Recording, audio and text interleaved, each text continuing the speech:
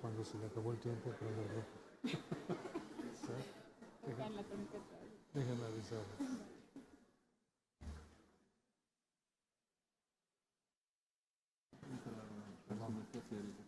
Cada intervención es de 15 minutos. Cuando falten 2 minutos para que concluya su tiempo, voy a prender una luz amarilla. Les recuerdo nuevamente que las conclusiones del evento podrán consultarse en la página oficial www.ciudadesbarrocas.com a partir del día 13 de diciembre. También podrán recoger la guía de proyectos de restauración y la constancia de participación a este evento en las oficinas de la Dirección de Conservación Patrimonial, Avenida 4 Oriente 211. Para recogerlo se deberá entregar las etiquetas o gafete de identificación de ambos días.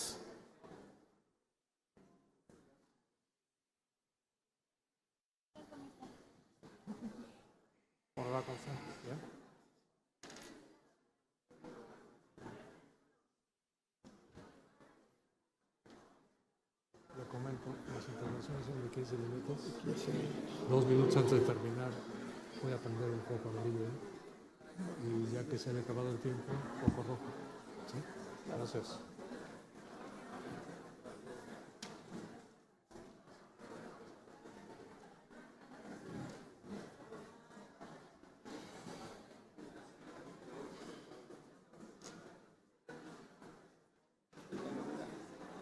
¿Perdón?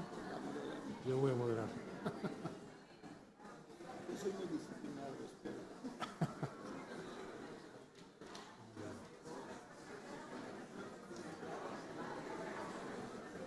A ver si al término de la mesa puedo charlar con usted 2 minutos, ¿no? ¿Sí? Al término de la mesa, ¿no? Sí. Perfecto.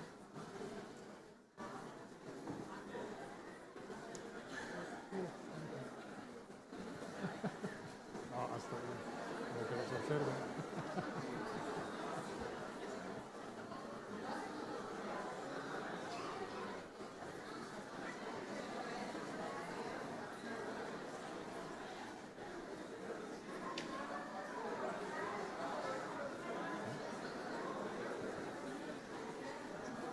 Tiene un minutito nada más que se siente. Ok. Ya estamos por empezar, solo un minutito. Perfecto.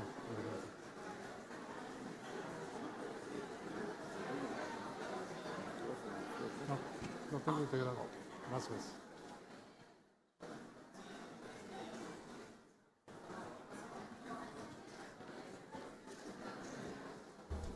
Agradecemos, sirvan tomar sus lugares. Daremos inicio a la mesa número 1. Si son tan amables, tomar sus lugares para dar inicio.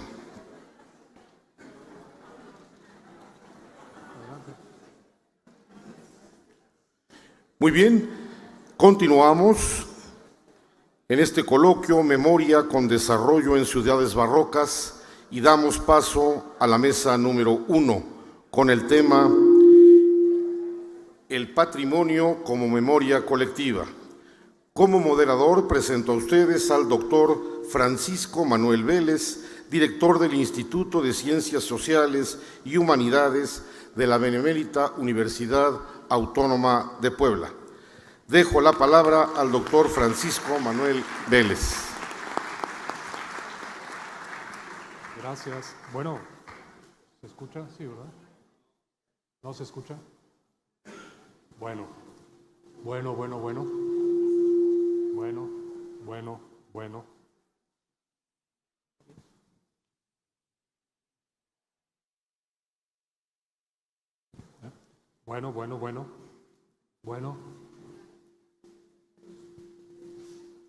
Las bromas de la tecnología. Bueno, gracias, buenos días. Vamos a dar inicio a la mesa número 1, el patrimonio como memoria colectiva.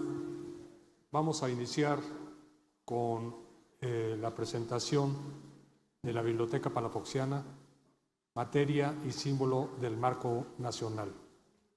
La ponente es la doctora Diana Jaramillo, directora de la Biblioteca Palafoxiana. Su trayectoria laboral ha estado relacionada con la cultura del libro, tanto en proyectos editoriales, edición, corrección y publicaciones de libros, gacetas y revistas, de investigación y de gestión cultural. También ha participado en algunas antologías de cuentos y ensayos, así como ha tenido participación con ponencias de temas literarios, de historia y de política mexicana. Durante su paso por la Universidad de las Américas, Jaramillo ha impulsado diferentes proyectos editoriales, estudiantiles, donde involucró a la comunidad universitaria con la creación, conservación e investigación de libros. Además, fungió como jefa del Departamento de Publicación de la universidad. Con ustedes, la doctora Diana Jaramillo. Adelante, doctora.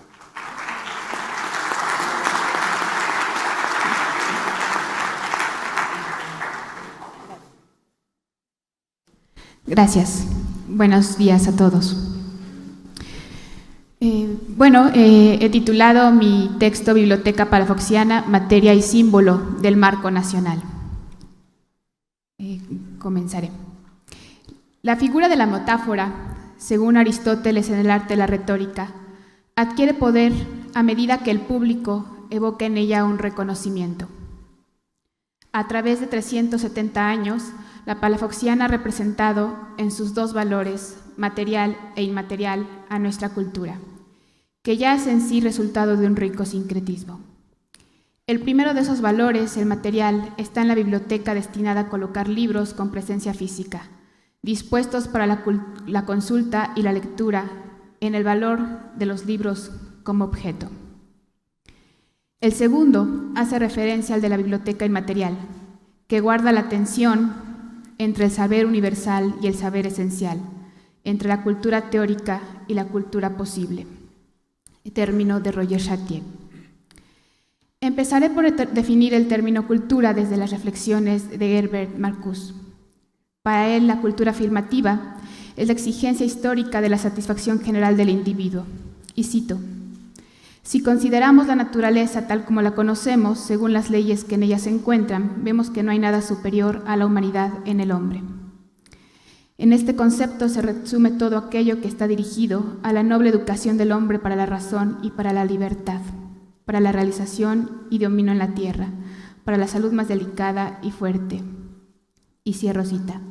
En la cultura afirmativa, todas las leyes humanas y todas las formas de gobierno han de tener un solo fin: que cada uno, sin ser molestado por el prójimo, pueda ejercitar sus fuerzas y un goce más hermoso y más libre de la vida. La realización suprema del hombre debe vincularse a una comunidad de personas libres y razonables, en la que cada una tiene las mismas posibilidades de desarrollo y satisfacción de todas sus fuerzas. El concepto, pues, de persona es el que abarca por encima de todas las contradicciones y convenciones sociales todos los individuos. En este sentido, a través de este texto, pretendo dirigir la imagen de la Palafoxiana como una metáfora de esos ideales históricos de integración social, de desarrollo que fincaron nuestra cultura afirmativa. Para dar inicio a la explicación de los dos valores que la Palafoxiana contiene, me referiré al valor de la biblioteca definida en el siglo XVII en el Dictionnaire de Furetière como la galería, apartamiento o lugar destinado a colocar libros. Retomo los antecedentes. Tras la conquista, el rey Carlos V estaba muy interesado en que se extendiera en los dominios americanos no tanto el progreso técnico, sino la difusión de la ciencia y la cultura. Y cito a Jacques Lafay: todo ello a favor de los vasallos indios, cierro cita, como lo había designado la reina Isabel. Por lo cual, de inmediato, en las Tierras Nuevas se fundó la Real y Pontificia Universidad de México y luego la imprenta. Después, el rey Felipe IV mostró gran preocupación por lograr que las nuevas tierras, con énfasis en el virreinato de la Nueva España, continuaran sin los errores del reino el proyecto monárquico de extender la cultura peninsular. Para tal motivo, envió apóstoles, oidores y visitadores tan perspicaces como Juan de Palafox y Mendoza. Ernesto de la Torre Villar nos recuerda esa misión que traía el noveno obispo de Puebla por parte del rey, de garantizar un prelado culto en la Nueva España para, y cito, contrarrestar la mala vida que se dejaba sentir. Entre las labores de Palafox se encontraba principalmente el de la educación, la instrucción de los seminaristas, que a su vez tendrían en sus manos a la población. Desde su llegada a la ciudad de Puebla en 1640, el obispo enfocó sus esfuerzos en esta labor. Al Colegio de San Juan adhirió el de San Pedro, San Pablo, donde se aprendieron las lenguas de los naturales, así como otras materias, gramática, retórica y canto figurado. Para el seminario tridentino, llamado así porque continuaba los estatutos del Concilio de Trento o de la Contrarreforma, donó una rica y variada librería de 5.000 volúmenes. Hizo que los colocaran en una estantería y nombró a un bibliotecario que desempeñaría firmes reglas de conservación y clasificación. A los libros donados por Palafox, sumados a los que tenía el Colegio de San Juan, se incorporaron las adquisiciones para las cuales él mismo dejó un recurso económico. Y después, hasta el siglo XVIII, se sumaron las colecciones donadas por los obispos Manuel Fernández de Santa Cruz y Fabián y Fuero.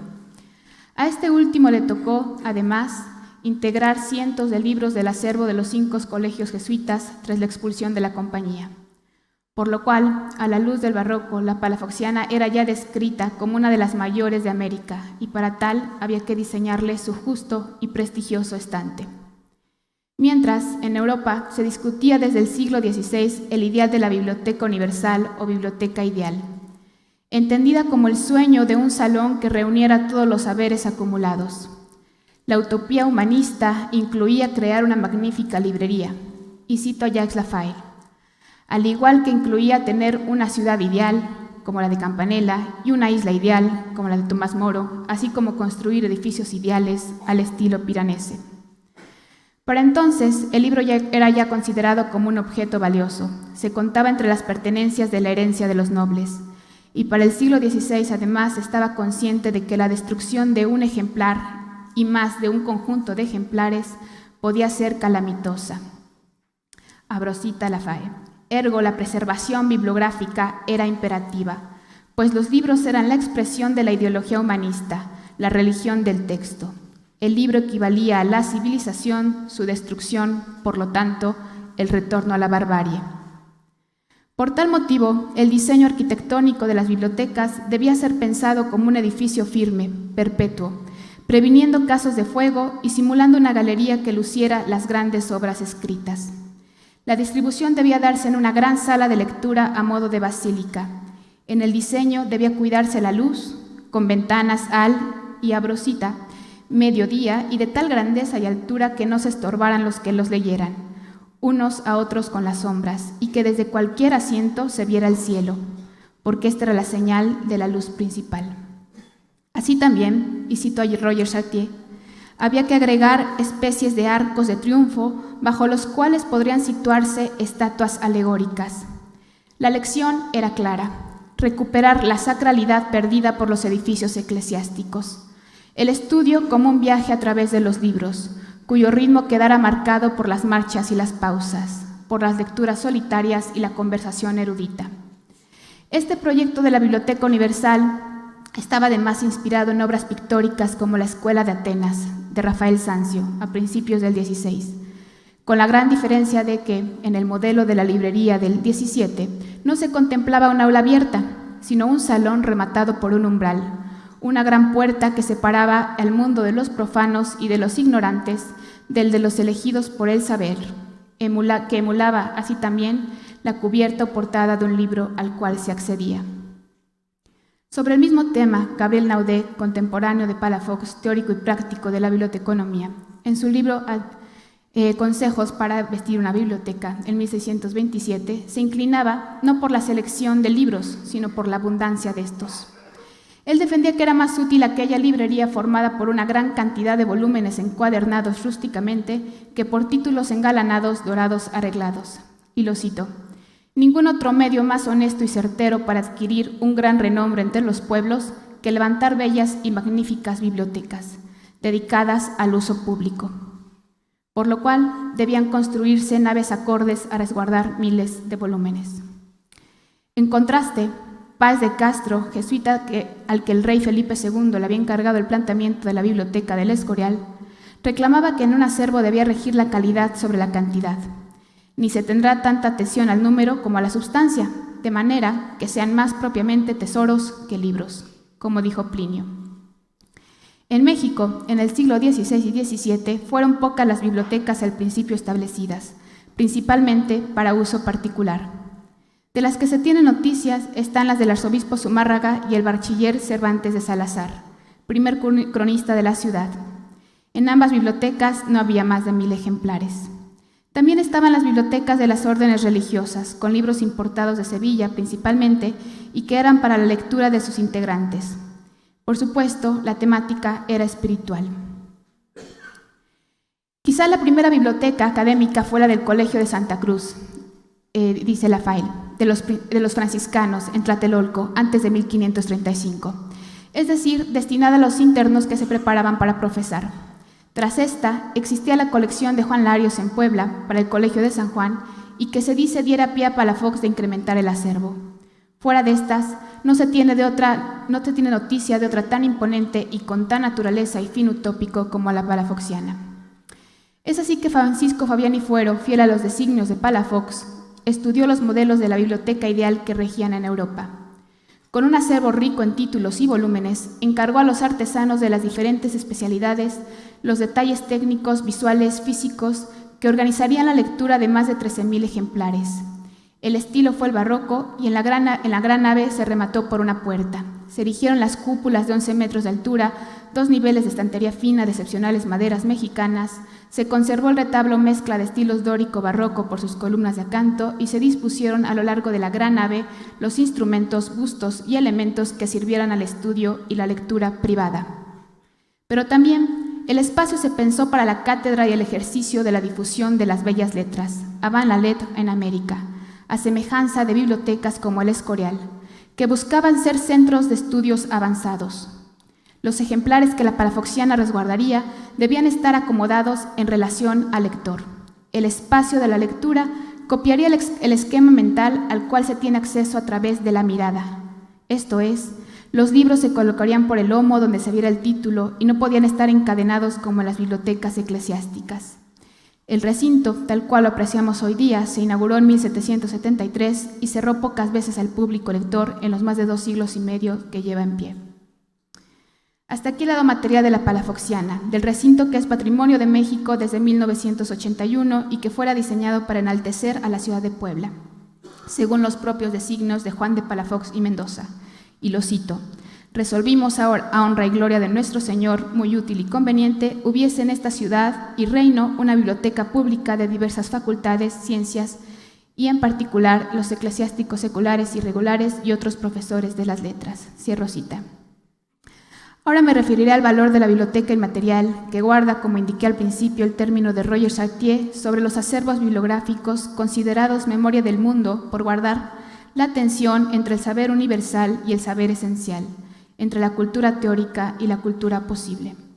Esto es, textos elegidos para enriquecer espiritual e intelectualmente a fin de moldear criterios, pero también para inspirar a disertar, escribir, publicar, empaparse de la cultura del contexto y del de los antepasados y de otras culturas, así como gestionar, difundir e impartir todo lo que de esos libros emane. En este sentido, me refiero al patrimonio documental de la palafoxiana, cuya formación no responde en lo absoluto a una cuestión de azar. Todo lo contrario, refleja nuestro pensamiento porque fue instaurado a modo de influir y formar una tierra acorde con los ideales de la corona, primero, pero también de los hombres que vieron en la Nueva España todas las posibilidades de crear una sociedad que emulara las utopías del viejo continente y luego las necesidades de la sociedad naciente. Es así que el propio Naudé confirmaba que a pesar de las aspiraciones de ser bibliotecas universales, las bibliotecas formadas hasta el siglo XVII, ninguna escapaba al proceso de selección, esto es, que se habían formado como una clara imagen del pensamiento a obtener. Alfonso Reyes remarca este concepto en Libros y Libreros de la Antigüedad, cuando explica que todas las bibliotecas públicas surgieron con un objeto nacionalista. Por ejemplo, la Biblioteca de Alejandría, establecida para la helenización de la zona del Nilo, no contó entre su vasto acervo a la cultura nativa egipcia por obvias razones. Tan era concebida la selección de volúmenes que la segunda definición de biblioteca, en el mismo diccionario de Furetière, rezaba: biblioteca es una selección, compilación de varias obras de la misma naturaleza o bien autores que han compilado todo aquello que pueda decirse sobre un tema. Es una colección de autores enumerados que preservan el marco nacional.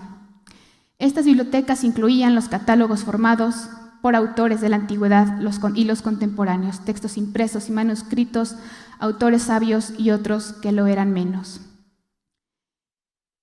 En 1550, Giolotto de Ferrari, en su libraria, inauguró la modalidad de clasificar por el género del texto y luego por la lengua vulgar en la que estuviera escrita la obra. Pero principalmente las había en hebreo, griego y latín. Así también, la Croix du Maine determinó que la clasificación de los libros de una biblioteca se debía hacer en 7 géneros: las cosas sagradas, las artes y las ciencias, la descripción del universo, el género humano, los hombres ilustres, las obras de Dios, las mezclas de diversos informes. Esta clasificación dio pie a la de Gesner, que lo hizo en 21 categorías que tenían como fin construir un árbol del conocimiento, procediendo por sucesivas distinciones. Clasificación que por fin retomarían bibliotecas del Reino de España, como la del Escorial y la de Salamanca, a la postre la palafoxiana en la Nueva España. Y la clasificación era la siguiente: las artes y la ciencia, que constituían la filosofía, estoy pendiente de la luz amarilla. Estas a su vez se subdividían en las ornates, física, natural, filosofía, metafísica, teología, ética, moral, política, jurisprudencia, medicina, teología cristiana, y las preparantes, que se subdividían en las ornantes, historia, geografía, magia, artes literarias, y las necesarias, que a su vez serían las de matemáticas, aritmética, geometría, música, astronomía y astrología. Las sermocinales, gramática y filología, dialéctica, retórica, poética. Estas colecciones irían acomodadas para guiar al lector en una trayectoria de saber del trivium y del quadrivium de la doctrina cristiana. De esta manera podemos entender que el acervo de la palafoxiana se seleccionó para una comunidad específica de lectores fieles al orden eclesiástico, pero también con el paso de la historia se fue enriqueciendo con los gustos y los alcances de los eruditos de Puebla, entre los que se cuentan los jesuitas, los propios obispos y otros personajes que donaron sus joyas. En este sentido, las obras que se fueron adscribiendo al acervo palafoxiano contaban con la anuencia del obispo, que pensaba que el seminarista debía empaparse de las letras variadas, pero también de las novedades editoriales, a fin de tener un conocimiento vasto con el cual defender la palabra de Dios. Ahora bien, la primera gran característica de esta librería palafoxiana, y que ayuda a sostener la hipótesis de una biblioteca singular que refleja parte de nuestra identidad, es la de la acción del propio obispo Palafox, quien al donar sus libros indicó mediante la escritura que sería una biblioteca pública de diversas facultades y ciencias abierta, una acción no común entre los hombres peninsulares que llegaron a esta tierra. Tampoco una acción normal en el Reino de España, donde las bibliotecas, como ya mencioné, estaban al servicio de monasterios, universidades, o bien eran privadas o regias. Además resalta en la palafoxiana la variedad de los libros que Palafox donó. Palafox, reitero, tenía bien clara su misión de enderezar las ramas que se estaban desviando a las nuevas tierras y sabía que no podía hacerse de otra manera que no fuera por el estudio, el conocimiento, la reflexión. Para conocer al otro era necesario la palabra, el lenguaje. Para hacerlo había que dominarlo, para dominarlo, estudiarlo. Y para estudiar no había otra arma que el libro. Sus subsecuentes colegas apoyaron y enriquecieron sus acciones. El origen de la biblioteca palafoxiana se encuentra entonces en esa garantía ideal y política de contar con líderes religiosos y administradores fieles a la Iglesia y a la corona, cuya base de pensamiento fueran las principales obras escritas de la humanidad según el canon de la Contrarreforma, primero, y luego del de los albores de la Ilustración. Seguro es que Palafox había tenido encuentros con filósofos o con las publicaciones de estos sobre las generosidades de la lectura en las poblaciones. Pues también, se sabe, escribió sobre las virtudes de los libros y dejó establecido que éstas no debían ser solo para la élite, sino para todos los pertenecientes al obispado. En suma, el obispo Palafox y sus subsecuentes aspiraron a que desde Puebla se creara una sociedad literaria, basada en la palabra escrita, capaz de significar la metáfora del mundo como un libro en el que pretendemos leer las respuestas a nuestro devenir. Es preciso decir que no todas las sociedades son literarias y que cada una desarrolla la cadena de metáforas que la pueden identificar. Nosotros, Puebla, México, América, sí lo hemos sido. Y la prueba es que reinventamos el mundo a través de la palabra. Recreamos primero el reino, el de España, y luego construimos nuestra patria desde la escritura y la lectura. La historia tiene varios ejemplos de esta afirmación, pero es corta la lectura. Por lo que solo cabe reiterar que como sociedad multicultural estuvimos conscientes de nuestras habilidades para sobrevivir gracias a la imaginación y la esperanza, también prodigadas por los impresos, y nos abrimos camino en la historia, y en él fuimos de la mano de tantos pensadores. Es así que la Palafoxiana es el recinto testigo presencial y silencioso de la formación de una sociedad fervientemente católica, al principio ávida de arte y cultura. La biblioteca, en sus pasillos, vio pasar a los líderes espirituales que disfrutaron del placer de la lectura privada durante más de 3 siglos. Aristóteles sugirió que el poder de una metáfora reside en el reconocimiento que evoca en el público. Pues bien, la biblioteca palafoxiana, hoy día, continúa para recordarnos que la construcción de nuestro presente se explica en nuestro pasado, que en parte se debe a utopías humanistas y que se hace constar en esos documentos y libros que entre sus anaqueles permanecen, aguardando, todos y cada uno, continuar y colaborar con la infinita publicación de otros cuadernos que sean reflejo de nuestro pensamiento, nuestra identidad y de la apuesta por continuar siendo una sociedad literaria. Gracias.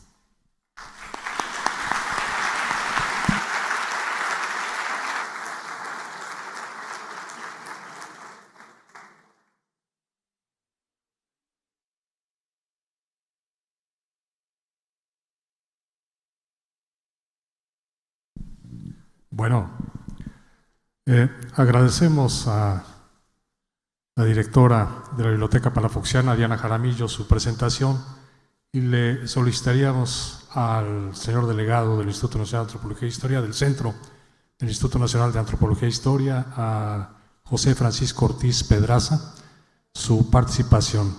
El delegado, José Francisco Ortiz Pedraza, con estudios de Antropología Física en la Escuela Nacional de Antropología e Historia, ENA, se ha desempeñado desde 1980 en diversas áreas del Instituto, entre las que destacan las titularidades de los centros INA Tlaxcala, 96-98, y el de Puebla, en 1999.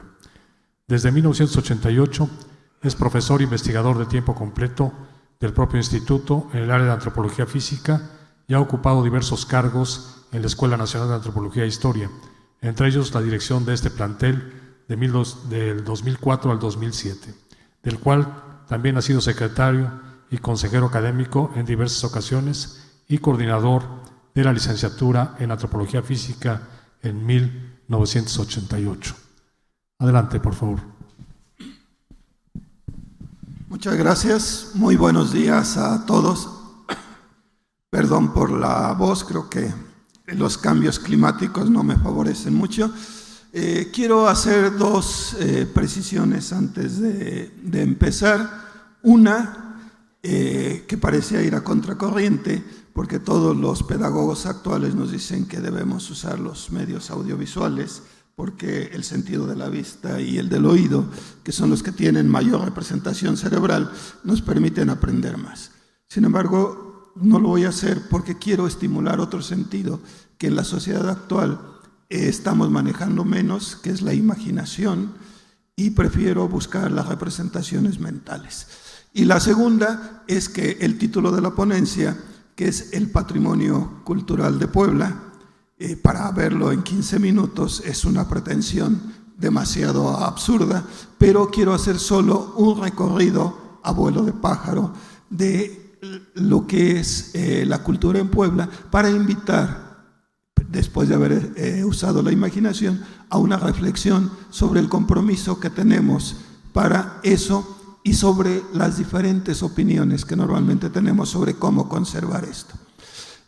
Haciendo eco del título de este congreso, Memoria con Desarrollo, empezaré por decir que cuando tenemos el patrimonio cultural, sea del orden que sea, tangible o intangible, es decir, algo material como los edificios, las estatuas, o algo intangible como la música o los idiomas, las creencias religiosas, etc.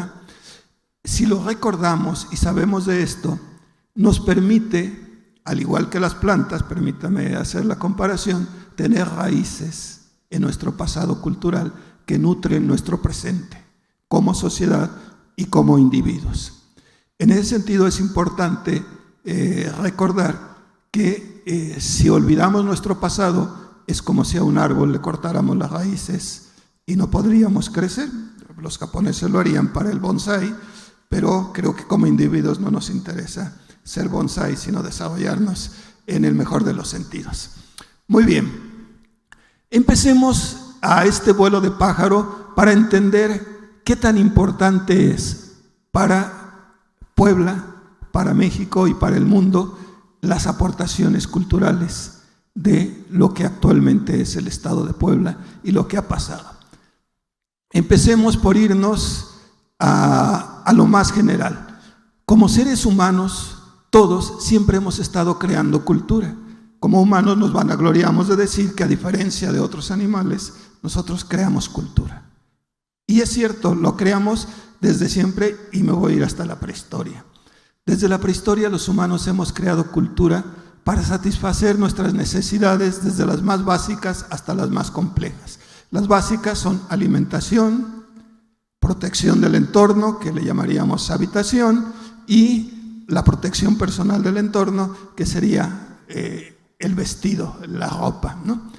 Son creaciones culturales. Y por supuesto, para la alimentación se han inventado muchas cosas. No es novedad para todos saber que en la prehistoria los humanos se les conocía, como nos dicen todos los antropólogos, como que eran cazadores-recolectores. Es decir, recogían plantas y frutos para su alimentación y cazaban animales. Pero en la prehistoria, muy lejana, allá cuando estaba lo que conocemos como la última glaciación, había especies animales enormes que, cazando una de esas presas, podíamos comer todo un clan, todo un grupo de ese animal durante mucho tiempo.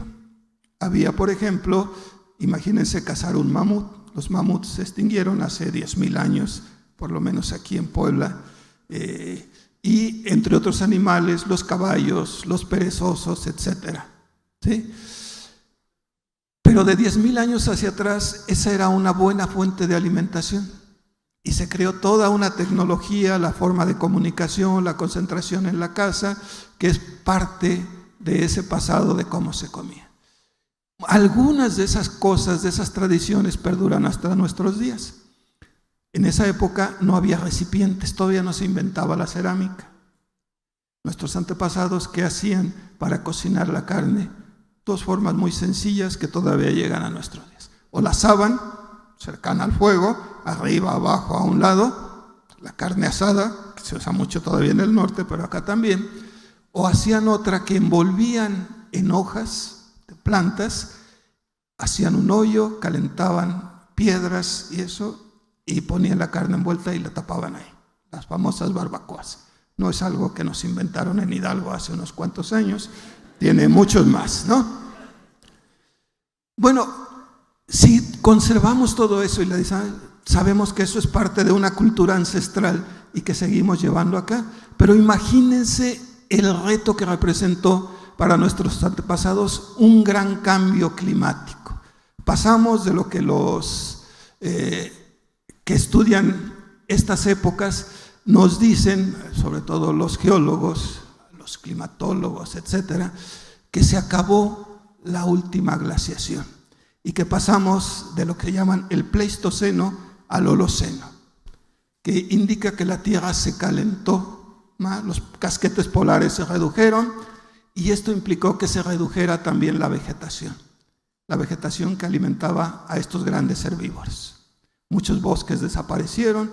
O sea, eso que ahora nos dicen que estamos viviendo un cambio climático, ya la humanidad lo experimentó hace 5,000 años y hace 10,000 años. El cambio duró 5,000 años.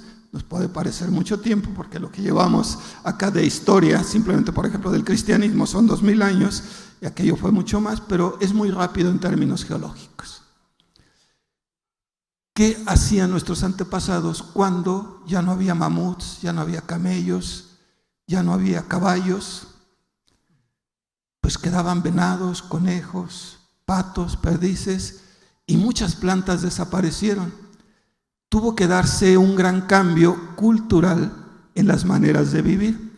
Vivían en cuevas por lo general, entonces tuvieron que pensar todavía en vivir en cuevas, pero sobre todo el cambio fundamental fue en el descubrimiento de dos grandes actividades que seguimos conservando, la agricultura y la ganadería. Y esto se da en todo el mundo.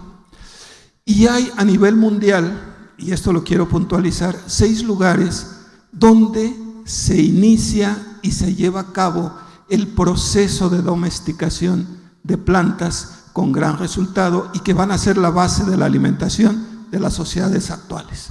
Si hablamos en el Viejo Mundo, podemos hablar de Egipto y de Mesopotamia, que domesticaron como principal cultivo un cereal, el trigo. Este proceso se inició también en la misma época, hace unos 10.000, 8.000 años. Aparecen en Jericó y en varios lugares evidencias arqueológicas de este proceso y surge una gran cultura, la cultura del Nilo y la cultura mesopotámica, en lo que ahora es Irak, para ubicarlo en los tiempos actuales.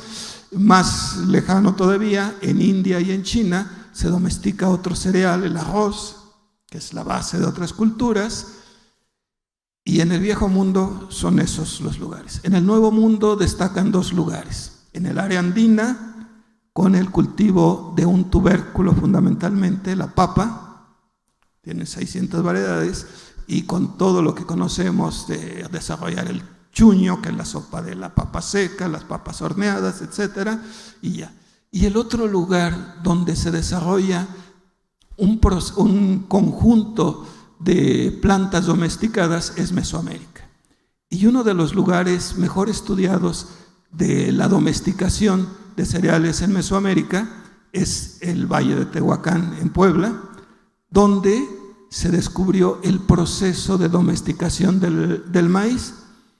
El maíz no existía como tal en la naturaleza. Existía una planta que en el lenguaje náhuatl se llama teocintle.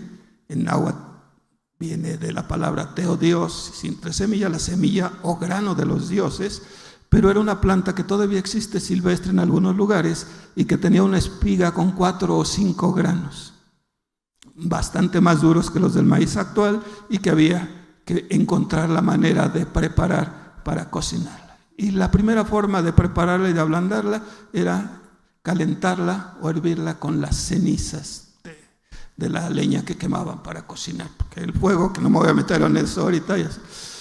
Y en un proceso que en Tehuacán parece haberse iniciado hace unos 7.000 años, el proceso de domesticación del maíz, fue un proceso que llevó mucho tiempo, se llevó más o menos 3 milenios, o sea, en que se lograra el maíz. La evidencia está desde la espiga del teocintle hasta pequeñas mazorquitas de 2,5 centímetros, hasta llegar a mazorcas semejantes a las actuales, en algunas cuevas donde vivieron nuestros antepasados. No solo cultivaron o domesticaron el maíz, desde hace 10.000 años hay evidencia de la domesticación del aguacate, de la calabaza y del chile. Entonces todo eso forma parte de nuestro patrimonio. Todos todavía comemos calabaza, por lo menos en Día de Muertos, ahora la acabamos de ver en las ofrendas. Seguimos tomando salsas con los chiles que se domesticaron acá, el jitomate y el tomate, y tomamos tortillas, tamales, tlacoyos, toda esa enorme variedad de productos que lleva la cocina mexicana de origen mesoamericano. En fin, no me quiero meter más en esto para hablar de otro proceso. Entonces, como uno de los puntos de cuna de la civilización en el mundo, ¿verdad?, está entonces Mesoamérica y en particular Puebla.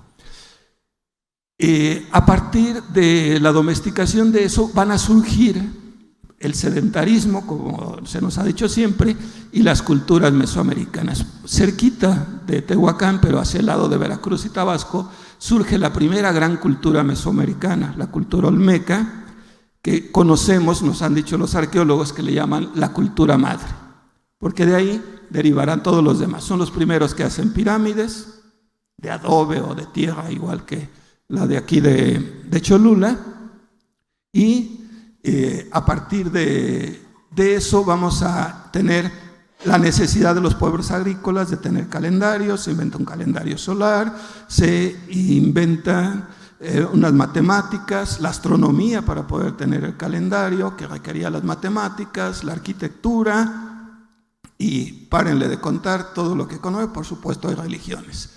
A partir de la conquista hay un entrecruzamiento entre las culturas nativas y las culturas europeas, representadas fundamentalmente por la española. Una vez consumada la conquista, los españoles se establecen en Tlaxcala y en la Ciudad de México, y deciden la capital del virreinato de la Nueva España, pues iba a estar allá en la Ciudad de México, donde había estado el imperio más poderoso al momento de la conquista del mundo prehispánico, que era el Imperio Azteca, y llegarían a la necesidad de tener una ciudad más de españoles que de indígenas, con esta idea de una especie de apartheid que hubo en la época colonial. Y dice la leyenda que Palafox soñó a unos ángeles trazando una ciudad con cánones renacentistas y que había que la orden divina de construir lo que sería la ciudad de Puebla, la Puebla de Los Ángeles, como se le llamó. Hubo otra de Los Ángeles también, en lo que ahora ya no es parte de México, sino de Estados Unidos, en California. Allá se llama Los Ángeles simplemente, ya que se llama básicamente Puebla, ¿sí? Pero son ciudades con las mismas ideas. Evidentemente acá estuvo mejor logrado.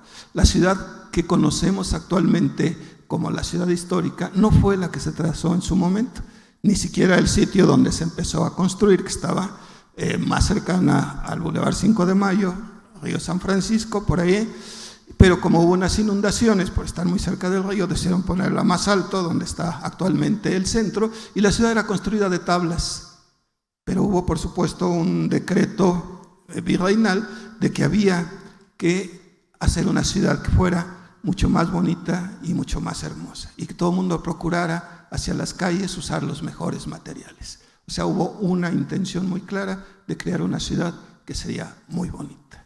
Y de ese esfuerzo resulta la ciudad colonial, los edificios del siglo XVI, que se conocen todavía en Puebla, que serían los más antiguos, hasta llegar posteriormente.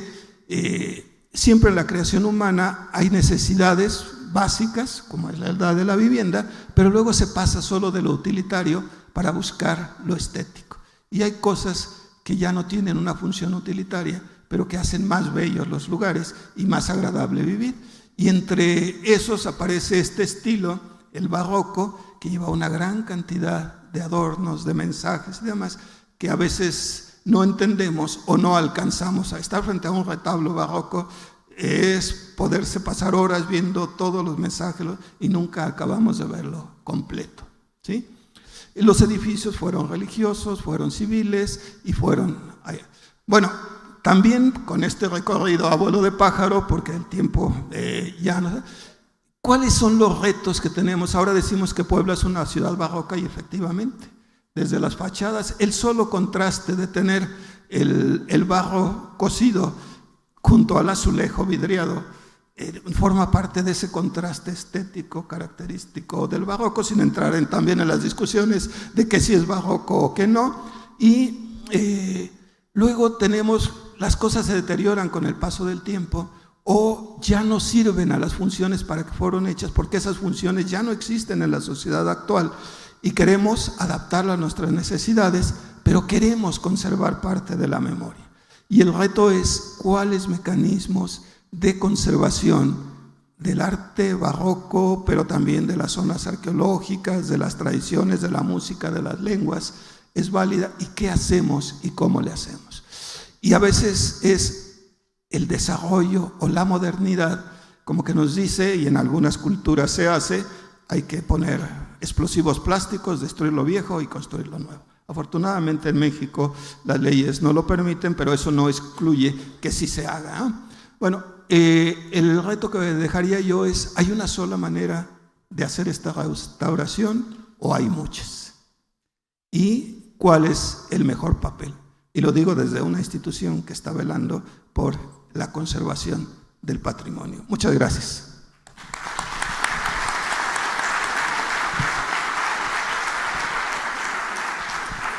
Gracias. Agradecemos a José Antonio Francisco Ortiz Pedraza, delegado del Centro INA, su participación. Y invitaríamos a Juan Antonio Siller Camacho, catedrático de la Facultad de Arquitectura de la UNAM, hiciera lo propio con el tema, sí, mejor apaguen este. Por favor, apaguen el de la solapa. Gracias.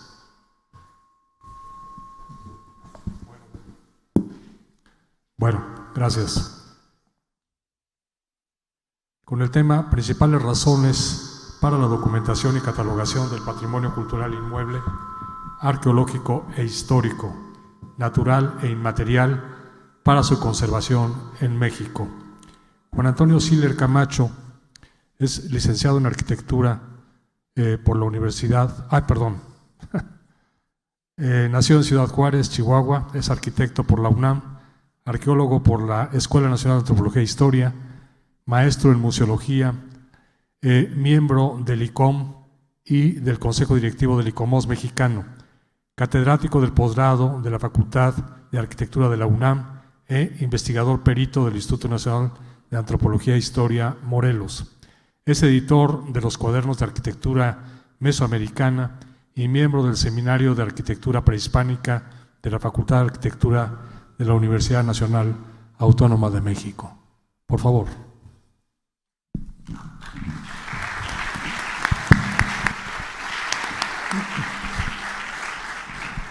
Muchas gracias. Haremos el esfuerzo también de estos 15 minutos y seremos breve. Me disculpo por leer 3 cuartillas, normalmente prefiero expresarlo. Vamos a estar pasando algunas imágenes de este patrimonio en el estado de Morelos. Va desde el material al inmaterial y van a ver la riqueza que tenemos en esta región. A lo largo de 40 años he tenido la oportunidad de trabajar en el Instituto Nacional de Antropología e Historia y hemos catalogado en distintos momentos el catálogo de monumentos históricos de la Ciudad de México por primera vez, después hizo el Centro Histórico, el olvidado Frontera Norte, en donde se incluyó el primer catálogo de Baja California, tuve la oportunidad de trabajarlo, Oaxaca se actualizó, San Cristóbal, y al ingresar a trabajar en Morelos en 1985 tuve el interés de hacer por primera vez el catálogo de monumentos históricos con más de 5,000 edificios, que vamos a ver solamente una pequeña muestra en estas imágenes. El tema que voy a desarrollar, y que aunque el título es un poco largo, quise retomar las experiencias en 40 años de las razones por las cuales la documentación, la catalogación del patrimonio cultural inmueble, tanto arqueológico como histórico, como el natural e inmaterial en fechas más recientes, es importante para la conservación en México. Voy a entrar directamente a 10 planteamientos que voy a leer de forma muy rápida para dejar unos minutos para las consideraciones finales. Como planteamiento quiero expresar lo siguiente, las consideraciones por las cuales la documentación, investigación y catalogación de monumentos históricos inmuebles es una necesidad prioritaria para la preservación, la conservación y restauración del patrimonio cultural. La primera es que la documentación en su primer forma como inventario, el catálogo de manera ya mucho más ampliada de los monumentos históricos, muebles, debe ser considerada como una actividad prioritaria, permanente y como un instrumento de trabajo para el estudio del patrimonio cultural que nos permita identificar y evaluar el tipo de patrimonio, su ubicación, época, género, uso original, usos posteriores y actuales, su régimen jurídico, la información histórica y artística asociada y que nos dé a conocer el estado de conservación que guarda para poder determinar un criterio y una política real para su preservación, conservación, restauración y salvaguarda. El inventario no es una publicación, como se ha pensado, de hacer el inventario y publicarlo y ahí queda como un instrumento muerto. El inventario es una obra final de como ha sido de carácter estático. Por otro lado, debe ser una fuente de información dinámica, por lo cual la actividad de catalogación debe ser siempre de carácter permanente y que garantice siempre la actualización de la información y privilegie la calidad de la misma sobre la cantidad. El catálogo no solo se hace una vez, como lo hemos hecho en algunas instituciones, y para siempre. O sea, me han dicho que ya se hizo una vez, ya no hay que hacer otro. La publicación impresa de un catálogo tiene una vigencia operativa reducida y obsoleta. Siempre será mejor una opción de una publicación electrónica, dinámica, y a la que la base de datos nos permita saber cuál fue la última fecha de su actualización y la confiabilidad que nos puede dar a los cambios de uso, estado físico que guarda el monumento. Es un instrumento fundamental para el establecimiento de una política cultural de gestión y de manejo del patrimonio. Segundo, nos permite conocer su uso original y lo que Roberto Pane ya hace muchos años planteó como la estratificación histórica, es decir, las distintas épocas que han tenido estos edificios, sus usos y cambios a través del tiempo, para poder determinar la mejor vocación, uso y adecuación en su recuperación y puesta en valor. Tercero, el catálogo permite identificar de mejor forma los valores materiales e inmateriales y su permanencia y formas de identidad de los grupos sociales actuales en relación a su pasado o memoria histórica y su proyección al futuro. Puede ser una forma que permita coadyuvar a una mejor convivencia y al reconocer los valores culturales que les son comunes a los grupos sociales, formas de permanencia y pertenencia al lugar y al grupo.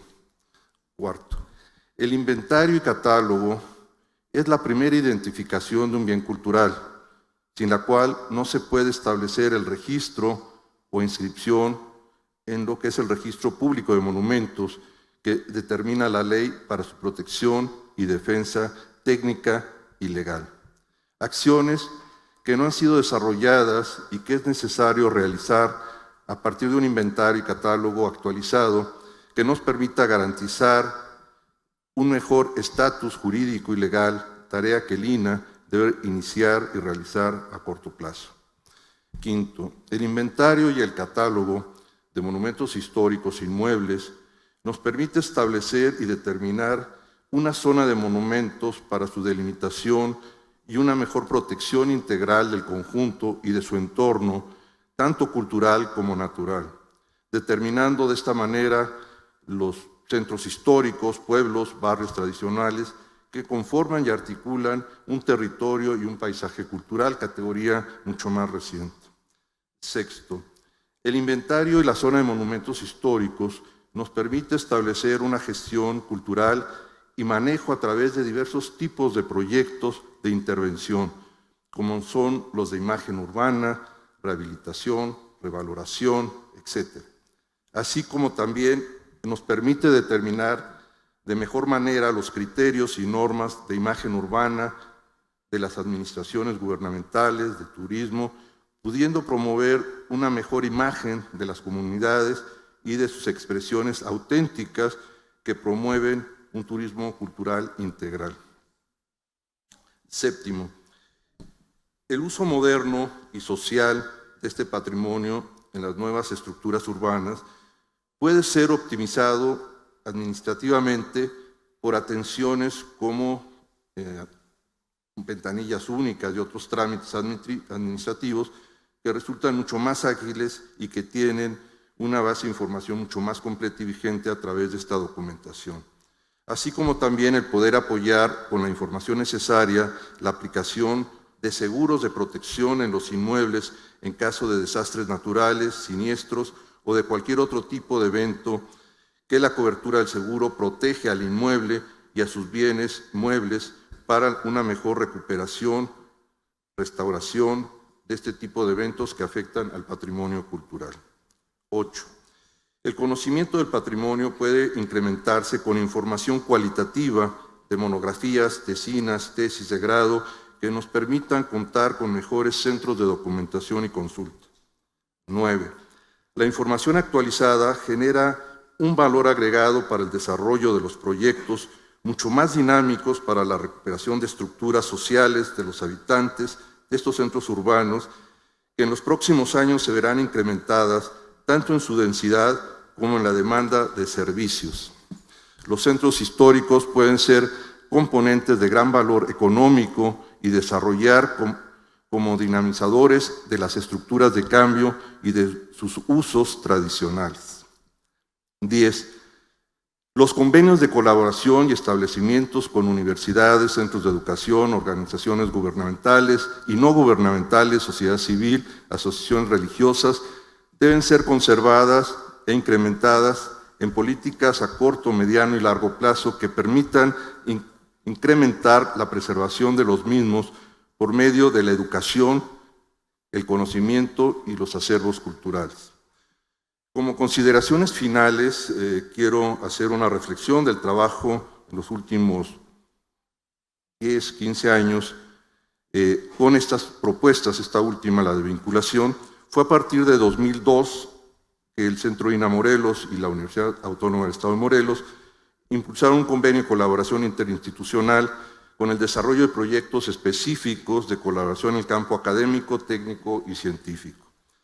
La formación y capacitación ha permitido actualizar e incrementar a estudiantes prestadores de servicio social integrados a proyectos de documentación y catalogación de monumentos históricos, habiéndose realizado diversos cursos de posgrado, entre ellos 16, seminarios temáticos 4, colaboración y asesorías en diplomados, dirección y asesorías de tesis de grado, de maestría, conservación y restauración, foros académicos, tesinas documentales de monumentos históricos, tesinas de arquitectura, de paisajes culturales, ciclos de radio, y esto es importante porque es un medio que ahora el Internet ha incorporado en las redes sociales, pero la radio sigue siendo fundamental.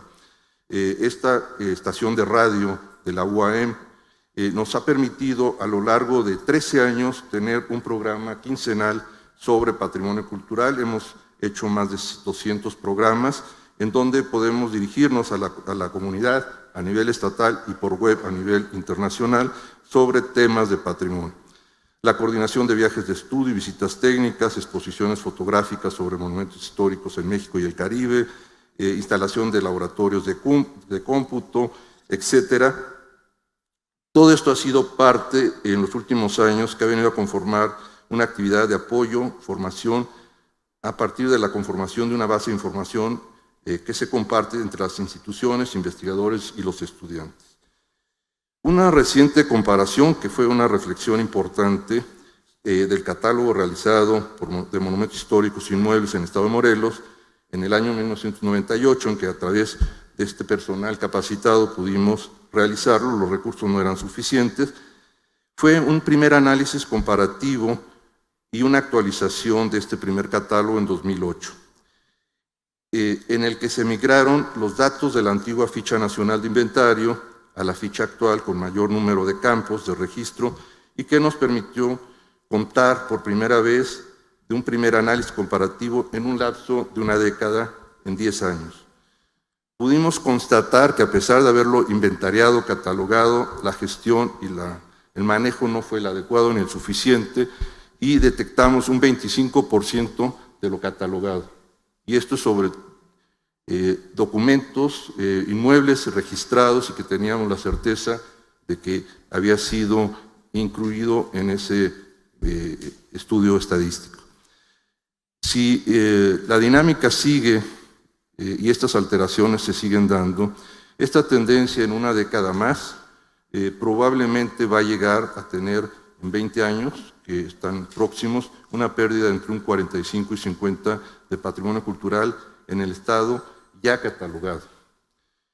El único testimonio que tenemos es que su registro, documentación gráfico y catalográfico, fotografías, nos permite tener parte de lo que esta reunión ha convocado, la memoria, al menos el registro de cómo fue mucho de lo que ya se ha perdido. Nos señala de igual forma que la política aplicada para garantizar su preservación y conservación no ha sido la más adecuada y que deberemos de replantearnos una mejor estrategia que garantice la preservación de este valioso patrimonio cultural. El patrimonio no está protegido simplemente con el inventario, está registrada parte de su memoria, pero las gestiones y los manejos deben ser mucho más permanentes, más estratégicos, con mejor manejo. Y dentro de este estudio de estos más de 5,000 edificios, y haciendo alusión a esta reunión del barroco, el primer destructor del barroco fue la Academia de San Carlos. O sea, la propia Academia de Formación enseñaba que había que quitar los retablos barrocos y sustituirlos. Y la Ciudad de México fue un escenario, muchos otros que se sustituyeron por el nuevo estilo de la Academia, y fue el primer paso de destrucción. Pero además el gusto por el barroco permanece, no está determinado por épocas, por siglos, y un ejemplo claro fue en este trabajo de campo que realizamos en el límite entre Morelos y Puebla, y que es un maestro, el maestro Higinio López, maestro de Zacualpan, que compartimos con los de Puebla, en donde él se movía atendiendo a esas poblaciones de ambos lados, y en el siglo XIX seguía siendo en barroco. Uno de sus mejores ejemplos es la mejor pieza que estuvo en el Museo de Tepozotlán, que es el nicho de Hueyapan, que fue retirado de Hueyapan, la población de Hueyapan, Morelos, se llevó en una exposición internacional, después pasó a ocupar la pieza principal en Tepozotlán, se hicieron las gestiones para que regresara al Museo Cuauhnáhuac y finalmente se regresó a la población de donde se retiró. Y este nicho en la parte de atrás tiene la referencia de Higinio López, la fecha, y está realizado en el siglo XIX, donde el barroco, como la Capilla del Pocito en la Ciudad de México, se seguía haciendo por el gusto del barroco del espacio, a pesar de que ya el estilo predominante era otro. Muchas gracias.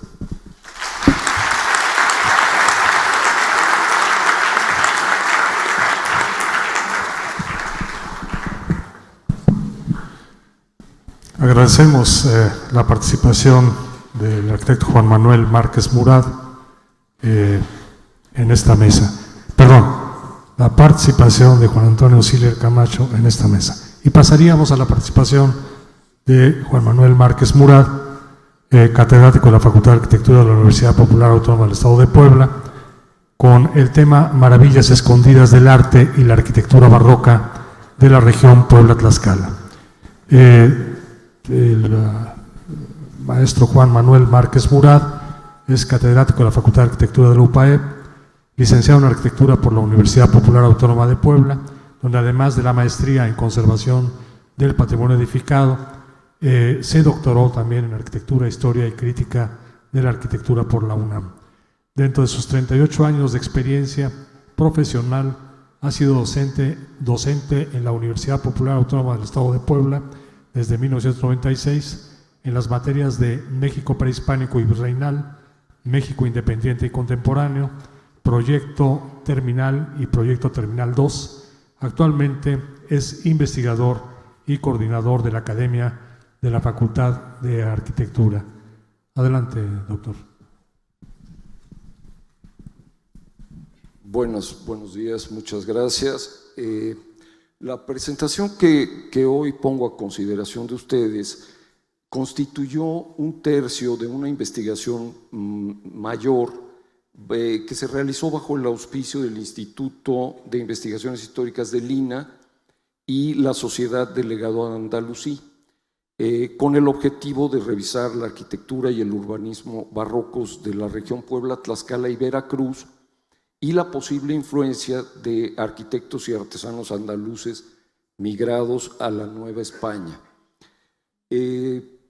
Esta investigación se llevó a cabo del 2010 al 2012 y fuimos rescatando algunas evidencias de maravillas del barroco que no están muy a la vista del público en general. Entonces, de esto se trata esta ponencia, es más bien presentarles algunos de los resultados. Para lograr un acercamiento completo y significativo de fácil acceso a un amplio público con la cultura barroca regional, se realizó un itinerario compuesto por 3 rutas que nos llevan a los ejemplos arquitectónicos más importantes del periodo comprendido entre los siglos XVII y XVIII. Estos recorridos forman un circuito cuyos polos extremos son la ciudad de Puebla y Tlaxcala. La primera ruta es el itinerario de la ciudad de Puebla a la ciudad de Tlaxcala y comprende las poblaciones de Acuamanala,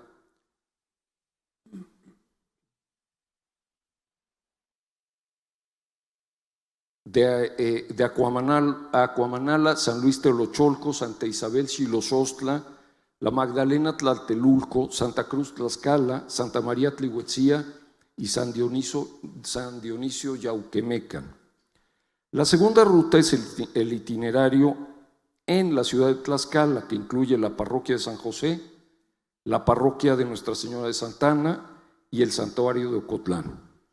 Y finalmente la tercera ruta, que es el regreso de la ciudad de Tlaxcala a la ciudad de Puebla, y comprende a San Nicolás Panotla, San Francisco Tepeyanco y Santa Inés Zacatelco. Debido a la brevedad del tiempo que tengo para exponer, solamente hablaré de 3 ejemplos: San Antonio Acuamanala, Santa Isabel Xilosostla y San Francisco Tepeyanco. Lo que ustedes verán en las imágenes siguientes es de gran riqueza y no deja de sorprendernos la calidad de su fabricación, aunque permanece en un relativo anonimato ante la abrumadora existencia de ejemplos de la ciudad de Puebla. Acuamanala es un asentamiento que tiene características urbanas particulares, pues no presenta manzanas trazadas formalmente y la densidad constructiva se hace mayor en las orillas de los caminos principales que salen del predio de la iglesia y comunican al poblado con otros asentamientos cercanos. El principal hito de la población es el templo dedicado a San Antonio de Padua, aunque el edificio data del siglo XVIII, su constitución como parroquia ocurrió hasta el 16 de marzo de 1987. El templo tiene la orientación oriente-poniente con el presbiterio hacia el primer punto cardinal, tiene un atrio de regulares proporciones, delimitado por una barda atrial con 3 accesos. La planta del templo es de cruz latina con los brazos del crucero muy cortos, tipología que es muy característica en esta zona. La nave está cubierta por una bóveda de cañón con lunetos, la cúpula del crucero es semiesférica y está soportada por un tambor de planta ochavada. Se destaca la portada realizada en mampostería de ladrillo y argamasa y de la que el doctor Castro Morales nos da la siguiente descripción, cito: San Antonio Acuamanala, de lujosos estípites e interestípites, con medallones, peanas y esculturas exentas rodeadas de rocallas.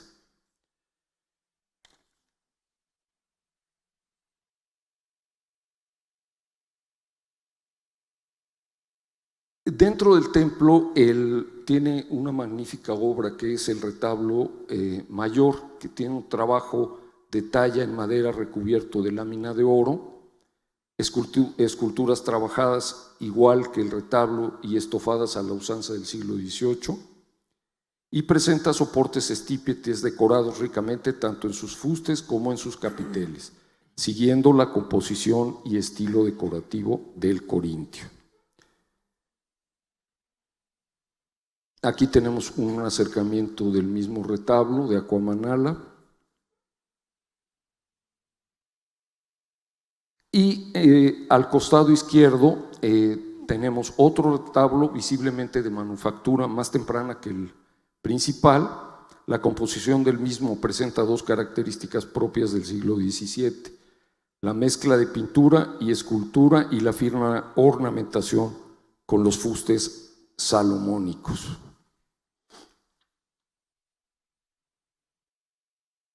Santa Isabel Xilosostla está ubicado más o menos a 10 minutos de Acuamanala.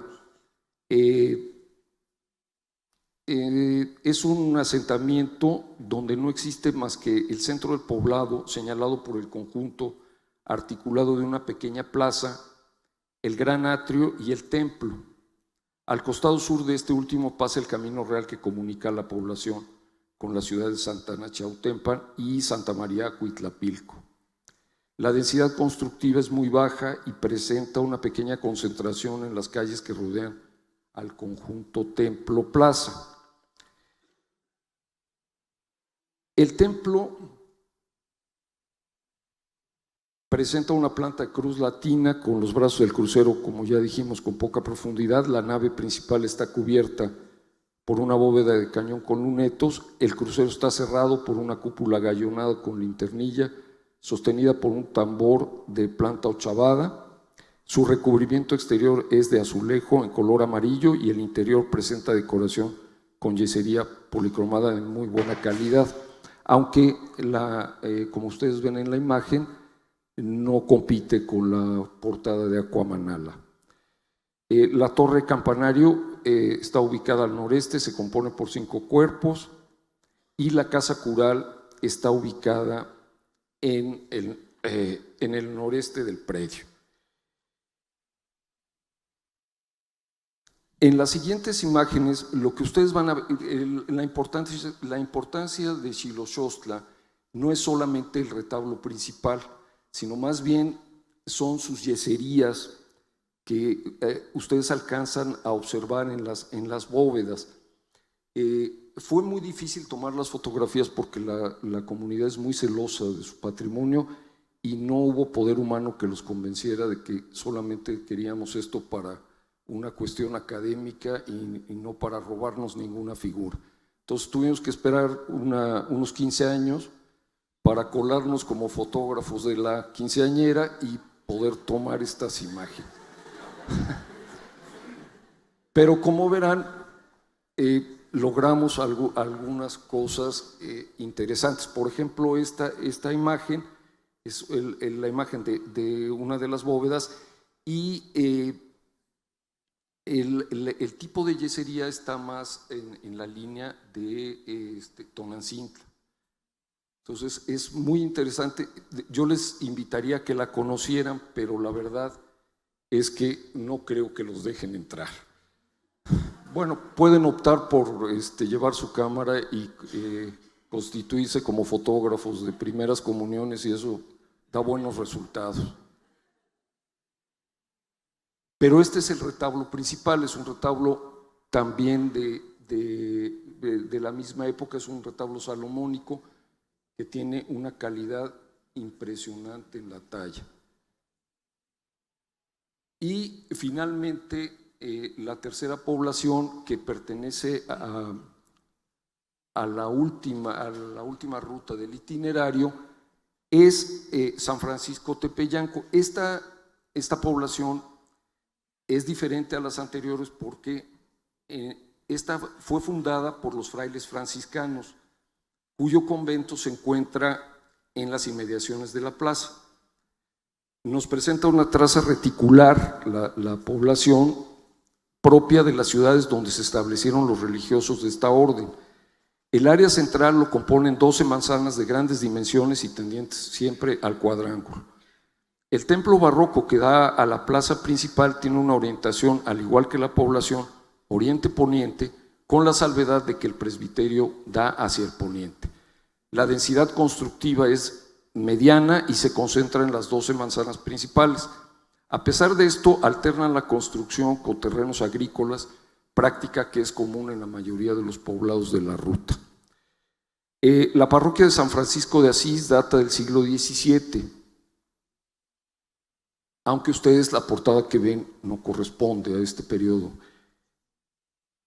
Y es un templo de planta de cruz latina y está ubicada en la plaza principal de Tepeyanco. En su fachada, iniciada en 1645, recubierta con ladrillo azulejo, bueno, esta es la descripción, destacan las imágenes de San Diego de Alcalá y San Pascual Bailón. En la parte alta y de la Inmaculada Concepción y San José, con incrustaciones de azulejo de Talavera en la parte baja. A la portada la dividen en el primer cuerpo pilastras dóricas, en el segundo jónicas y en el remate pilastras de orden dórico, todas estas estriadas. Se puede notar un poco que hay parte de la obra está sin terminar. Posiblemente no haya alcanzado el presupuesto y a lo único que le invirtieron fue a la portada principal, que es de una época posterior. Este templo alberga en su interior uno de los retablos más ricos y peculiares que se pueden observar a lo largo del recorrido. Y aquí tienen la razón.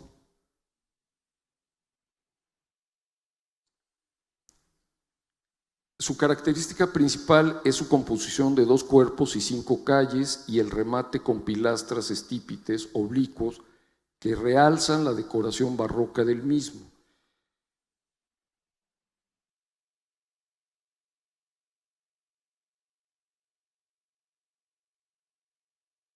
Este es un acercamiento y diferentes tomas del retablo cuyas tallas son de primerísima calidad. También la gestión fue un poco complicada, pero logramos hacer unas buenas tomas que ahorita comparto con ustedes. El retablo se restauró más o menos en el 2011 y este es el aspecto que tiene hoy. Es un retablo que está muy completo. La única imagen que falta, no sé si alcanzan a ver unos angelillos que están ahí. Uno de los angelitos no está porque alguno de los fiscales lo tomó prestado y se lo llevó a su casa, entonces ya no lo devolvió. Tiene también la parroquia otro retablo dedicado a la Virgen de Guadalupe, donde destaca un conjunto escultórico de la Santísima Trinidad, pero con las 3 personas iguales. El resto del retablo se decora con una serie de lienzos que narran las apariciones de la Virgen de Guadalupe y de Juan Diego.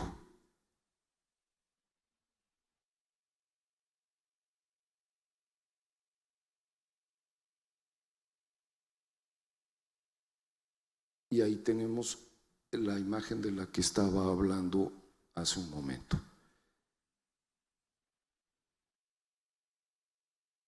Finalmente, ya nada más para cerrar, el objetivo principal de todo este trabajo fue rescatar ejemplos como los que ustedes vieron para ponerlos al alcance del gran público. Me parece que este tipo de investigaciones se insertan en lo que decía el doctor Arnal hace un momento. La educación y la difusión del patrimonio también ayuda a la conservación. O sea, lo que no conocemos no lo protegemos.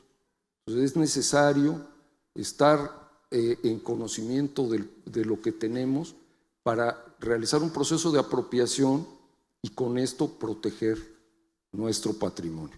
Muchísimas gracias.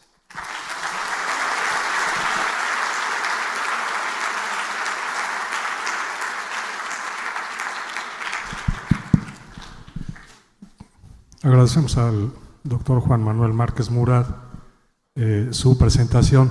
Tendríamos unos momentos para abrir la mesa a la participación del público a través de preguntas y respuestas que puedan desarrollarse en el panel. Para ello,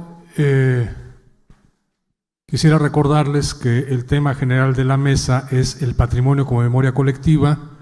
Se han destacado distintos elementos fundamentales. En el caso de la presentación de la directora de la Biblioteca Palafoxiana, evidentemente, además de resaltar la importancia de la biblioteca desde el punto de vista histórico, es decir, en lo que se refiere a su fundación, en lo que se refiere al propio fundador, por lo que se refiere a que es la primera biblioteca pública, de hecho, que se tiene, ha destacado la importancia de este espacio arquitectónico y de acervo bibliohemerográfico, más bien bibliográfico y documental, como un elemento central, no solamente en términos de la conservación de la memoria, sino también de lo que fue y de lo que sigue siendo como elemento difusor de las ideas. También ha puesto el acento en, por lo que se refiere a su significación,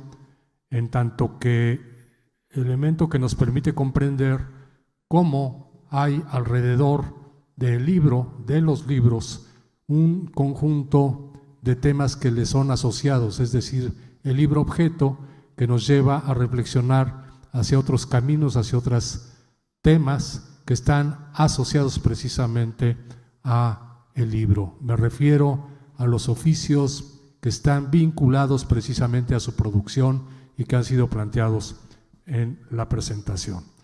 En la presentación del señor delegado José Francisco Ortiz Pedraza, después de un recorrido que busca poner el acento en la significación, en la necesidad de conceptualizar el tema del patrimonio en un sentido muy amplio, nos llevó a un recorrido de etapas prehispánicas, prehistóricas, nos llevó a un recorrido también alrededor de temas que nos permiten una comprensión del quehacer humano y de sus productos como productos culturales, y no solamente algunos objetos que las propias sociedades a lo largo del tiempo han venido seleccionando como elementos significativos y que pueden destacarse hoy como bajo esta idea del patrimonio cultural.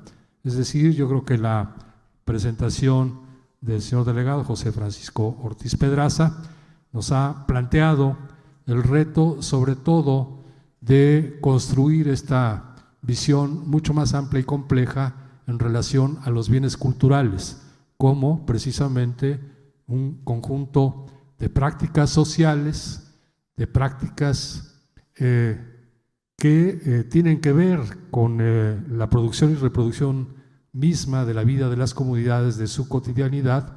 Nos llevó por un recorrido a nivel de lo que es la domesticación de el maíz, también las actividades de caza, de pesca, etcétera, etcétera, la construcción misma de los primeros albergues hasta lo que son pues propiamente la producción de las ciudades ya en el momento de el contacto entre los españoles y los grupos indígenas en nuestro actual país.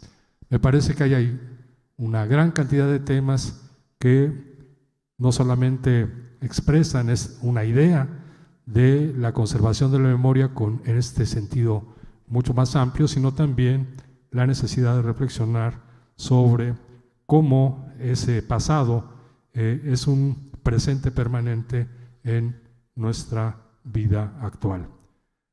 Por lo que se refiere a la presentación de Juan Antonio Siller Camacho, catedrático de la Facultad de Arquitectura de la Universidad de Morelos, nos ha hablado de la importancia del catálogo en el sentido de concebirla como un instrumento que nos permite documentar en un sentido muy amplio, de manera sistemática y además de manera permanente, lo que son los bienes culturales. Nos permite identificarlos, nos permite registrarlos, nos permite hacerlos a partir de una comprensión, es a lo que él llama una comprensión de lo que son estos bienes culturales materiales, de su propia vida, es decir, no son objetos inanimados, son objetos en los cuales seguimos interviniendo y por lo tanto seguimos transformándolos. Y en ese sentido, la necesidad, sobre todo en el ámbito de lo que es el patrimonio urbano y el patrimonio arquitectónico,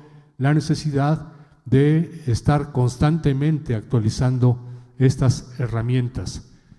También nos ha hablado de la importancia de estas herramientas para tener una narrativa en torno a precisamente una lectura histórica, una lectura de las épocas que dan pie precisamente a la producción de estos bienes materiales, asociados sobre todo también a la historia de los valores y del gusto de las sociedades que les dan origen, de las sociedades que los han producido y que además, desde la perspectiva actual, bueno, nosotros no solamente las apreciamos, sino buscamos su puesta en valor, entendiendo no solamente este patrimonio como objeto físico, sino también en la necesidad de situarlo en su contexto. También nos ha hablado de lo que considera pues las principales deficiencias que ha habido en relación a utilizar este instrumento, esta herramienta, ya en su, digamos, puesta en práctica desde el punto de vista jurídico. Es decir, esta falta de actualización, esta falta de registro sistemático ante, como lo señala la propia legislación, en cuanto a la obligación de declarar estos bienes y registrarlos. Obviamente el catálogo es una herramienta, es un instrumento que permite hacerlo y que le da entonces vigencia a precisamente a la protección de los bienes ahí consignados. Sin embargo, bueno, ahí se han presentado muchas deficiencias y es un señalamiento que se ha hecho en la intervención. Esto nos lleva también a considerar que el catálogo nos permite, en un momento dado, valorar las pérdidas que hemos tenido. Es decir, estos instrumentos iniciales y su posible actualización nos permite también conocer la dimensión de las pérdidas que hemos tenido en relación a los bienes culturales que ahí se registran.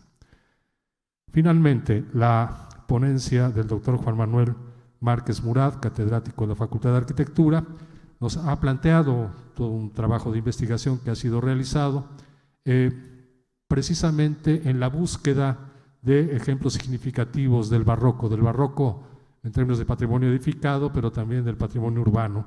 Nos ha hablado de la metodología que han utilizado, de las 3 rutas que han sido seleccionadas básicamente en relación a los caminos de comunicación entre Puebla y Tlaxcala, caminos pues que ilustran precisamente algunas localidades significativas y templos que al interior de estas localidades tienen o siguen preservando patrimonio del siglo XVII y del siglo XVIII muy importante. Nos ha hablado de San Antonio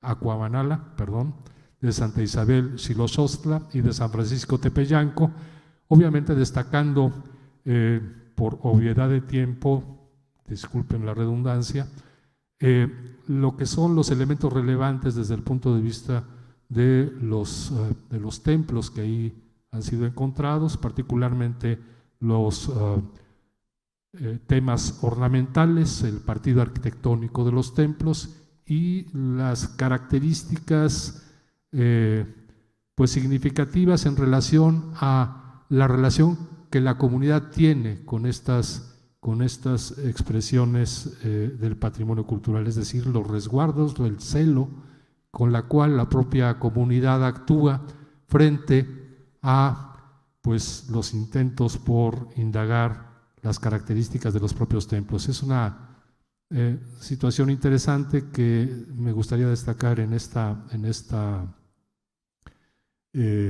cierre de mi intervención, porque precisamente uno de los grandes retos que tenemos por lo que se refiere a la conservación del patrimonio cultural es el hecho de que efectivamente las comunidades se identifiquen con él y por lo tanto estén dispuestas no solamente a preservarlo, sino también a defenderlo. Entonces, esta actitud que vemos muy claramente en las comunidades pequeñas, no la vemos tan claramente en comunidades tan grandes, en aglomeraciones tan grandes como son las aglomeraciones urbanas o metropolitanas de nuestro país. Estos son, digamos, algunos de los temas centrales que yo quisiera destacar de las participaciones de nuestros destacados ponentes, simplemente para abrir la posibilidad de que sobre ellos u otros que a ustedes consideren pertinentes, puedan realizar las preguntas para finalizar esta sesión.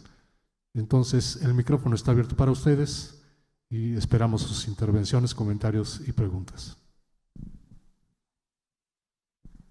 Allá, por favor, no sé si pudieran acercar, perdón, si quieren por orden, empezamos allí y después seguimos allá.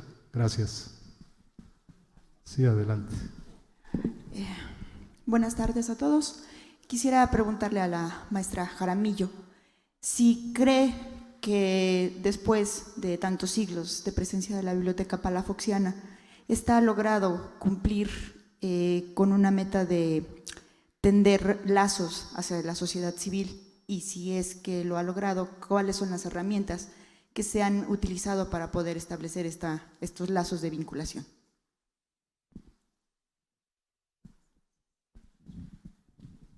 Gracias. Por supuesto, como bien el cierre fue perfecto con la frase de lo que no conocemos no se conserva en muchas ocasiones, la Biblioteca Palafoxiana, pues sobre todo a partir del temblor del 99, comenzó un proyecto importante de conservación, de preservación, pero también de divulgación. Me parece que ha ido cumpliendo poco a poco con esas metas de que la sociedad se apropie también y la sienta suya y la sienta parte de su identidad como poblano, como mexicano, a través de distintas actividades. Por supuesto, el primero fue la catalogación de todo el acervo, con lo cual aseguramos que el libro que está allí contabilizado se encuentra en la estantería de la biblioteca y se tiene la obligación de preservarlo. La segunda es mediante la exposición, que es lo que han hecho bibliotecas de fondo antiguo, pues la mayoría que han sido públicas y que están en el viejo continente, que es mediante exposiciones bibliográficas exponer parte del acervo, con lo cual se acerca al público no especialista, al público que no puede consultarlos directamente, se acerca a los libros. Es decir, no solo la biblioteca es museo, porque es museo del libro, museo de la palabra escrita, y por lo tanto puede acercarlos. Otra de las tareas muy, muy importantes de la biblioteca y que ha continuado es también el acercar la historia de la biblioteca, la historia del libro y lo que significa a los niños, a los colegios. En ese sentido, hace años se abrió la sala lúdica, que exponía la historia del libro y también la historia de la biblioteca y la historia de las ideas, de cómo las ideas se fueron dando pie a la ciencia moderna, y el 13 de diciembre, lo puedo ya anunciar, se reabre la sala lúdica para los niños, lo cual es una actividad muy importante para la Palafoxiana, para que a los niños les signifique algo, porque ellos van a ser, después de todo, los que heredan este patrimonio bibliográfico y arquitectónico. Estas son parte de las actividades que tiene la biblioteca obligatoriamente que seguir como Memoria del Mundo por la UNESCO y como Patrimonio de México. Bueno, además, perdón, para cerrar, siempre está el extender las herramientas a los investigadores, ¿no? Por supuesto, entonces, en ese sentido, tenemos el apoyo del Colegio de México, de la Biblioteca La Fragua, que aquí está su director, de tener el catálogo en línea permanente para que los investigadores puedan consultarlo, y las puertas de la biblioteca literalmente están abiertas a la investigación. La biblioteca que no se lee está muerta, y en ese sentido la biblioteca está muy consciente. Gracias. Gracias. Por favor, el micrófono aquí atrás. Si pudiera levantar la mano.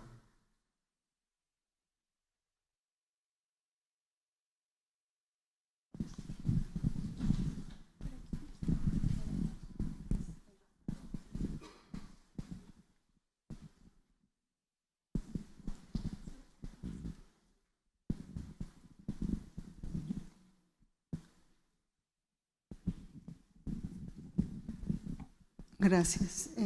Espero no dispersarme. Una pregunta para cada quien o compartir algo con cada quien.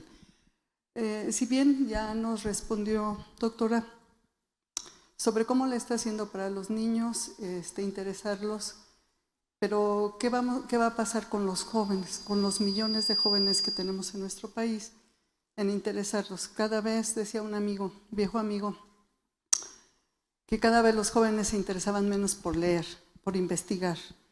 Nuestros estudiantes de hoy en día todo lo quieren resolver con el Internet, la Internet o el Internet, que a veces nos dice la verdad, a veces nos confunde de tanta información.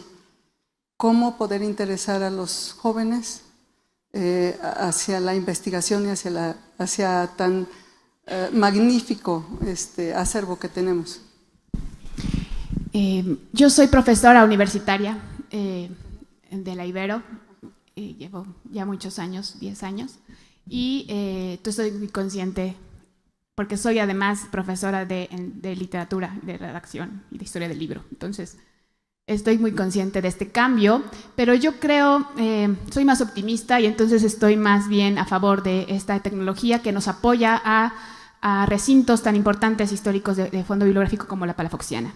Se acaba de sacar una aplicación que es interactiva, en la que se puede interactuar con el acervo digitalmente, y dentro del recinto ha tenido mucho éxito exactamente con los jóvenes y con los niños, que se aburren un poco de escuchar al guía del museo y prefieren realmente mejor estar en la aplicación y luego ya dar el recorrido y entonces entender un poco del el significado de la biblioteca. Esa es una de las tareas. La otra es que la biblioteca es infinita. Como decía Borges, esa sí es una biblioteca infinita, y entonces hemos explotado el tema, por ejemplo, con las universidades en el diseño en la Ibero. Los estudiantes que diseñan muebles van a la biblioteca y saben que, por ejemplo, está el Fasistol, que es uno de los primeros aportaciones del diseño, pues hasta mecánico, ¿no? Están los tipógrafos, los diseñadores editoriales, es decir, cualquier materia tiene sus fuentes, lo puedo asegurar, y se encuentra algún tipo de interés en la biblioteca. Y eso, hemos abierto la biblioteca a todos estos grupos de jóvenes que están estudiando y que ven que allí se encuentran el origen de muchas de sus ideas, los astrónomos, la ciencia, pues está allí pues todo el origen de la ciencia moderna en suma. Y hemos acercado a muchos grupos, hay visitas constantes de grupos que van al área de investigación a que nosotros les expongamos un poco del acervo, y entonces significa otra cosa totalmente. Ya no es, un día fui a la biblioteca y di el recorrido, gracias, ¿no? Que de por sí ya, bueno, el ambiente es mágico, pero sí, eso significa mucho para los estudiantes de todas las carreras poder encontrar un significado allí en la biblioteca, en su acervo, o en la estructura, o en sus muebles, en cualquier, en el arte, en el estilo. Gracias.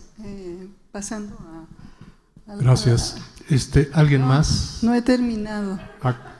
Perdón, aquí es que adelante. tengo una pregunta para cada uno. Adelante. Gracias.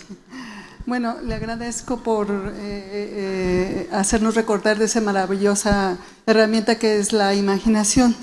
Y efectivamente los actuales arquitectos están apostando a los sentidos, a leer la ciudad con los sentidos. No solamente, bueno, tenemos la mala idea de que la vista es el mayor de los sentidos.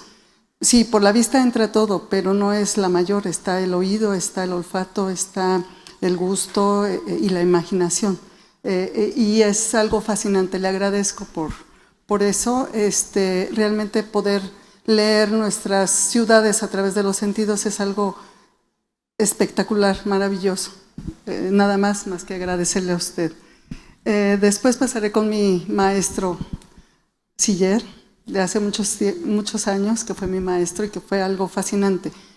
Quiero agradecerle esa fortaleza que ha tenido por continuar no dejar nada, sino paso a paso, milla a milla, viendo cómo registrar.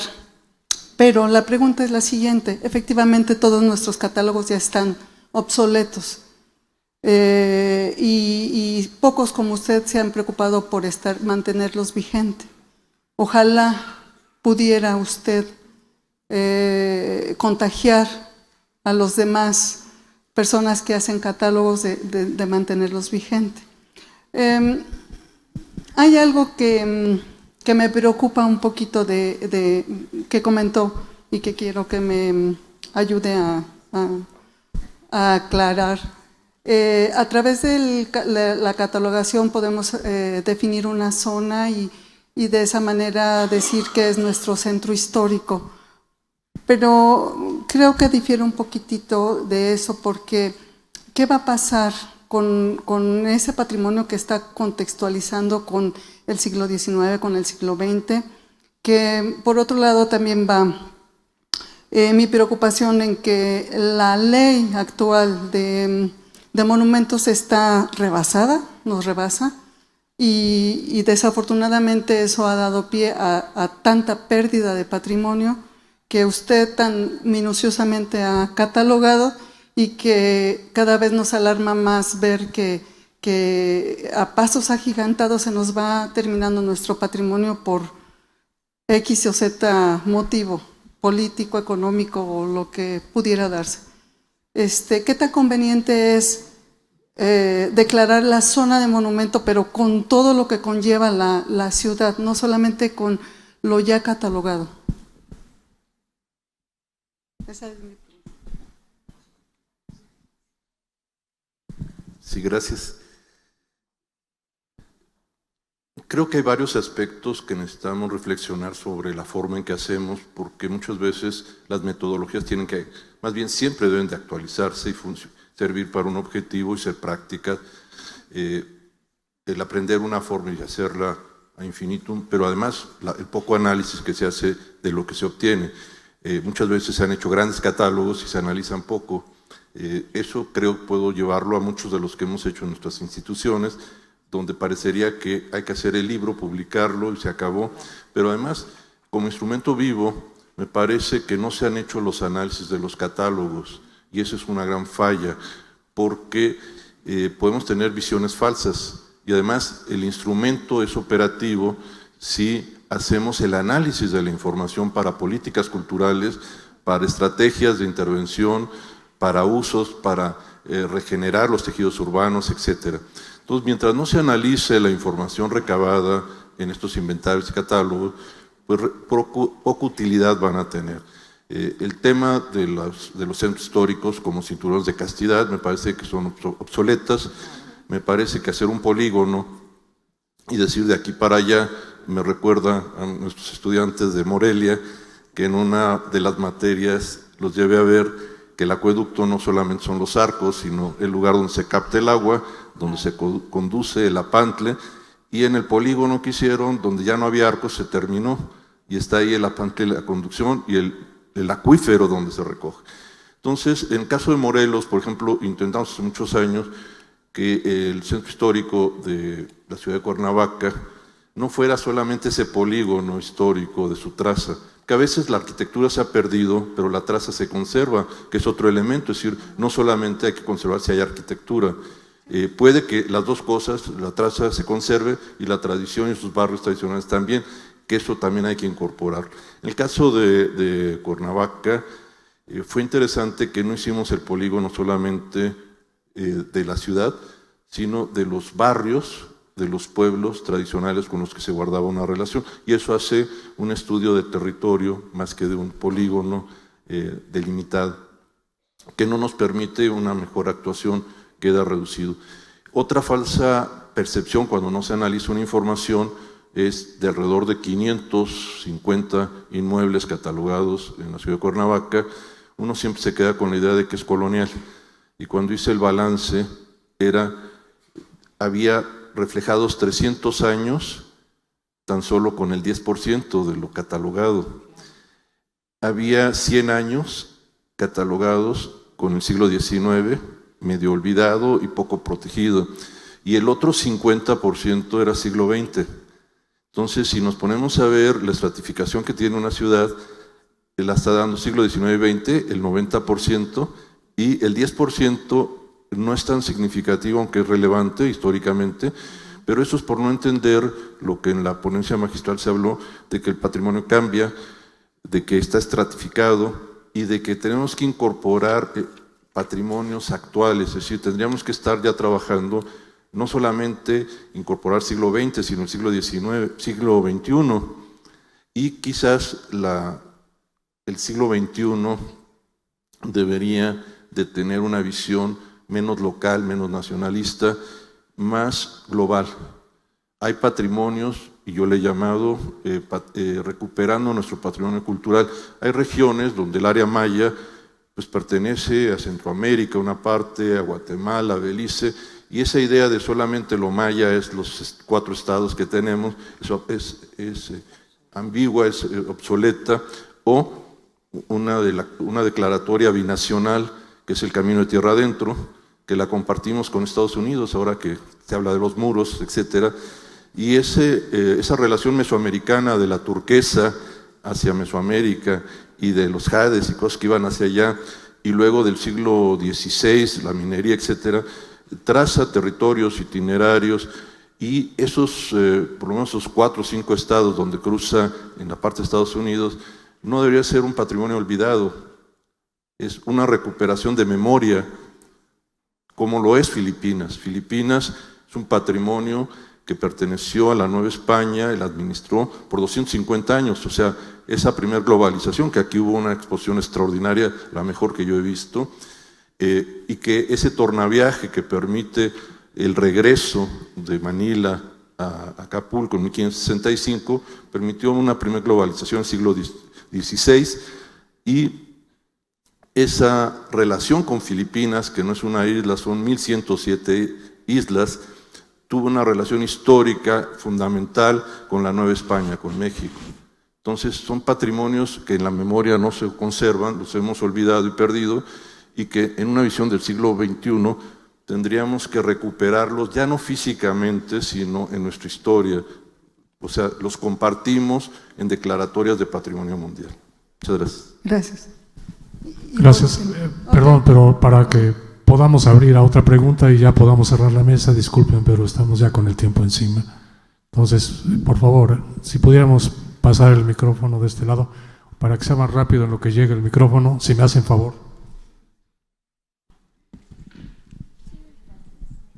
Sí, buenas tardes. Para la maestra directora de la biblioteca, ¿tienen algún proyecto que ahora permita digitalizar la información para una consulta más abierta a público? Algo parecido al Archivo de la Nación, en donde tú llegas y puedes consultar lo que sea porque está digitalizado, ¿no? Y eso pues permite conservar el acervo y difundir la información. ¿Hay algún proyecto al respecto?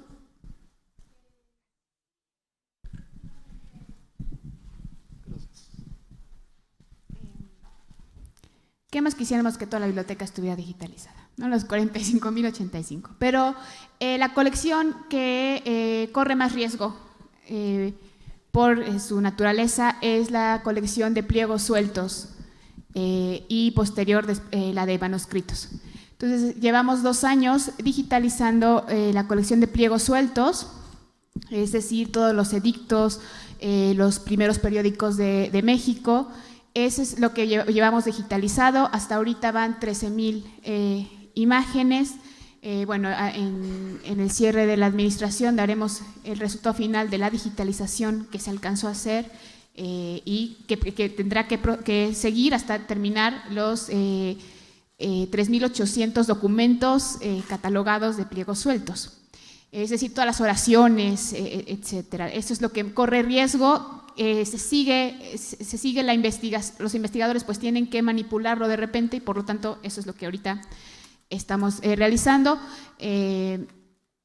Bueno, la Fragua nos ayudó en una consultoría, Stanford nos ayudó, la Universidad de Stanford nos ayudó para poder realizar este proyecto y se han ido en la página, se han ido subiendo algunas colecciones de estos pliegos sueltos, pero como colecciones, es decir, por ejemplo, el periódico de la abeja poblana y los primeros periódicos de 1800 que hemos, pero que lo hacemos como colecciones para que signifiquen también algo y tengan un contexto, una explicación, etcétera, y ya cuando el investigador va in situ a solicitarnos algún material de estos documentos, lo digitalizamos nosotros o lo digitalizamos a petición del investigador para que se pueda así conservar y pueda, por supuesto, proseguir la investigación.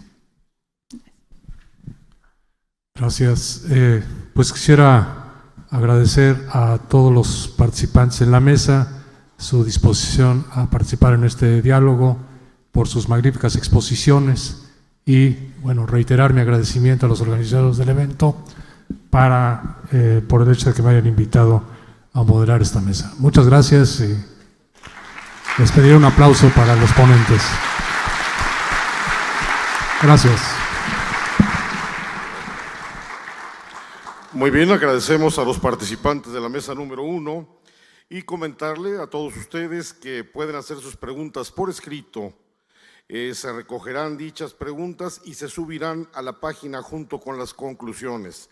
Entendemos que muchas preguntas quedaron sin contestar, pero podemos hacerlo de esta manera.